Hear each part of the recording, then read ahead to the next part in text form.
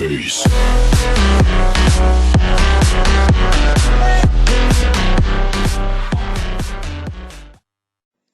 Поста хора, аз съм The Monster BG. Този епизод ще покажа как да работи с Fraps. Значи, цъкате папката Fraps, цъкате на него.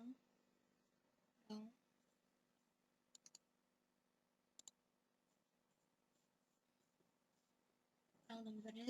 Като бъдете Fraps, тук не пипате нищо. Той първо начало ще ви на FPS Windows House on Tube.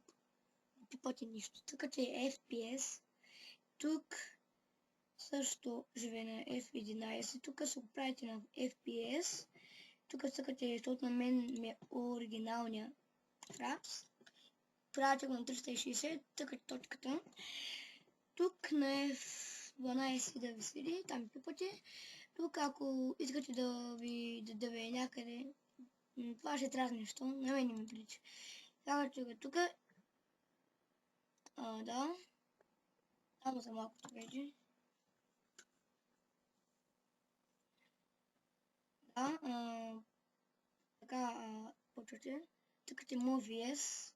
Ако искате да снимате, да ви е на десктопа клиповете, тук се го правете, тъкате чанга и се правите къдете.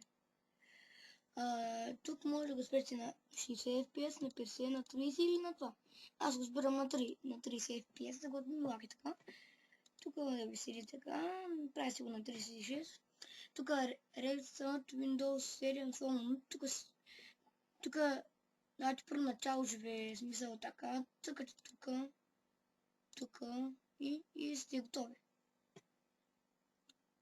Тук да си правите снимки смисъл по 10 секунди, цъкате F10 и почвате, тук се го правите така и не пипате нищо. Да, хора, това мисля да е всичко от мен. Надявам се да ви хареса клипа. Абонирайте се за мен и чао!